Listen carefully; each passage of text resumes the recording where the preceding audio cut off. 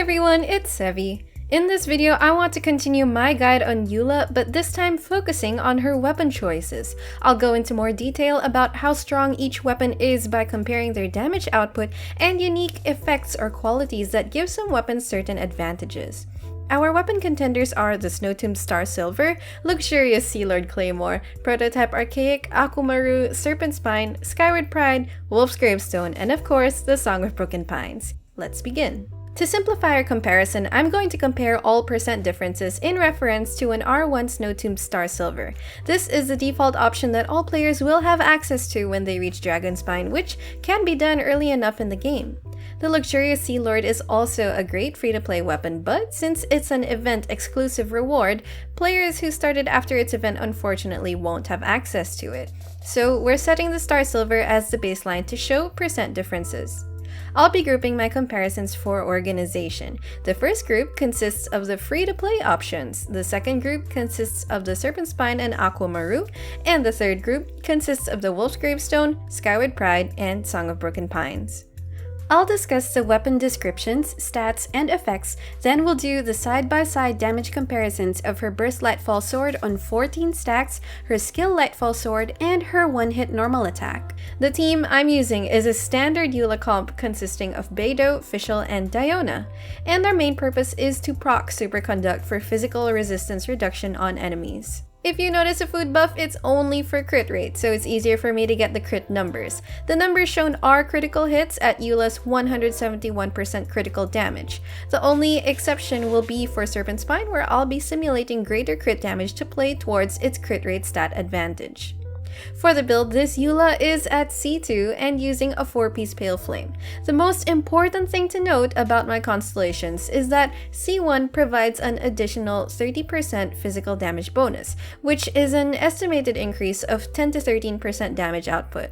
If you only have a C0 Eula, the raw numbers you achieve will be a bit lower than what I present, but the percent differences will be more or less proportional. As for her C2, it won't be relevant in comparing the damage numbers. All the damage comparisons will be shown with the Pale Flame 4-piece effect activated. With those factors in mind, let's get into the comparisons. Let's start with the Snowtombed Starsilver, Prototype Archaic, and Luxurios Sealord, all of which are top free-to-play options. These weapons have very similar triggered effects, which deal AoE physical damage based on percentage of Eula's attack. However, their damage scaling and proccing intervals are different. We can also see that their base attack and substats are different. While the Starsilver and Prototype have the same base attack, the former substat is physical damage, while the latter's is attack percent. Meanwhile, the Fish Claymore has a significantly lower base attack, but makes up for it with a high attack percent substat. The Fish Claymore's biggest advantage, though, comes in its elemental burst damage bonus, which affects both Eula's Burst Lightfall Sword and the Lightfall Sword generated from her hold skill when you consume 2 Grimheart stacks. Now then, let's see how these are all put into practice. Since I don't have a fully leveled up Prototype Archaic and Fish Claymore, I used the power of math to simulate their damage numbers. First, let's look at Eula's damage from both her burst and hold skill.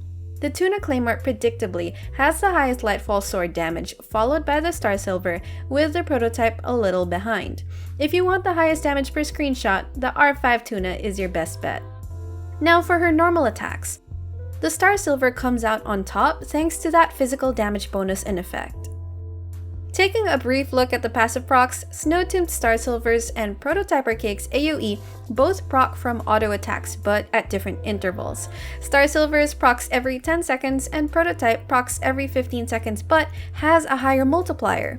Remember that the Starsilver and Prototype can still be further refined for higher procs, but the Tuna here is already at R5.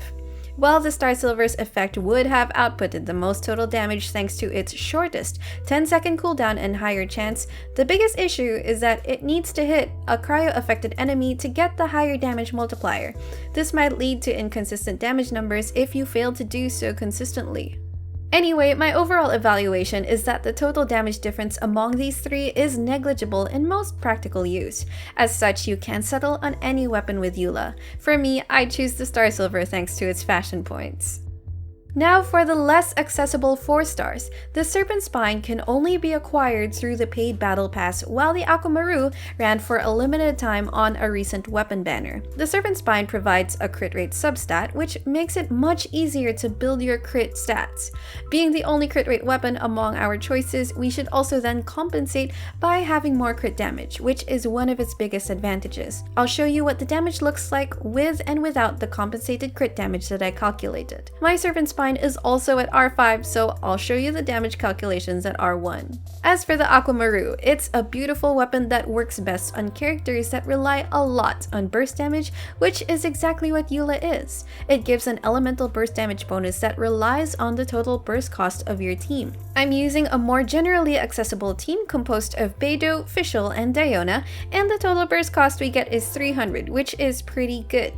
My Akuoumaru is at R2, but the damage difference of refinements will only go up or down by 3% anyway, so not that big of a deal in this comparison. Let's look at their numbers in action.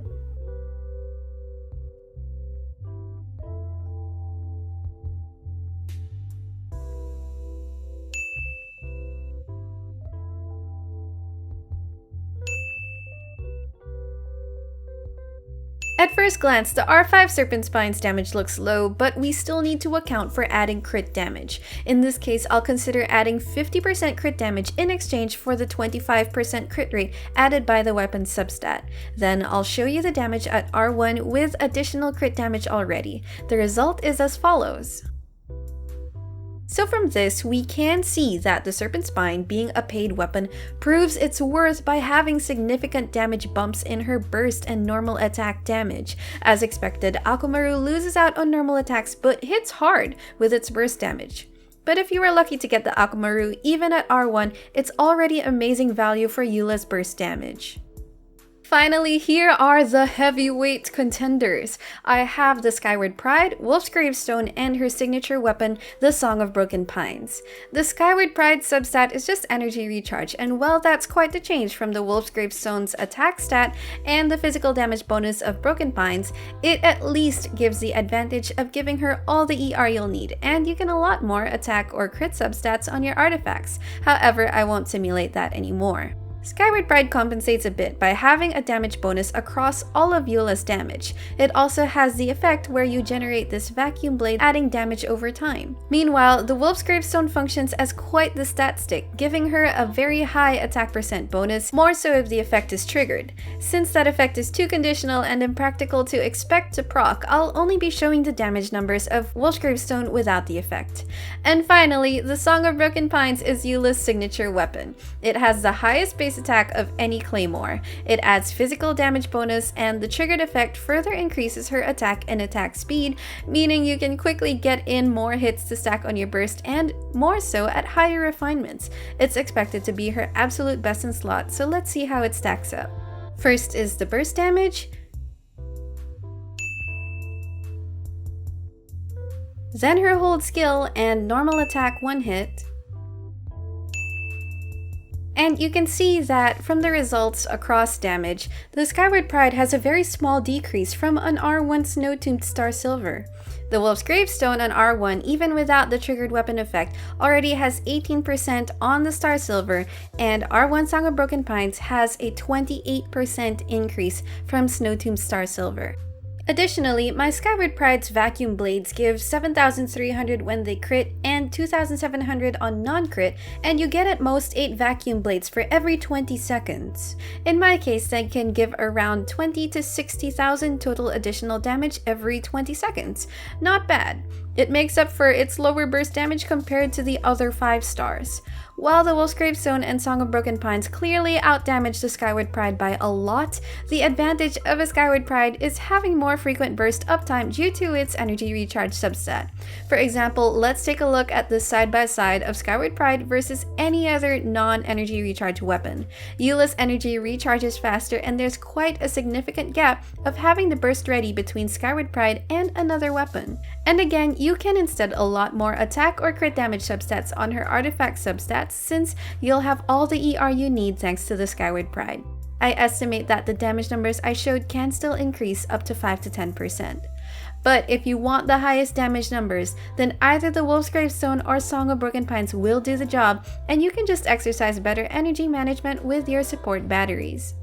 So that's all for this comparison. The gap between her best free-to-play option and her best pay-to-win option may look significant, but rest assured that a well-built Eula can carry you through pretty much any content, even on an R1 Snowtombed Starsilver. Still, I hope this helped you determine which weapon within your spending bracket you can give to Eula. Let me know in the comments which you'll choose.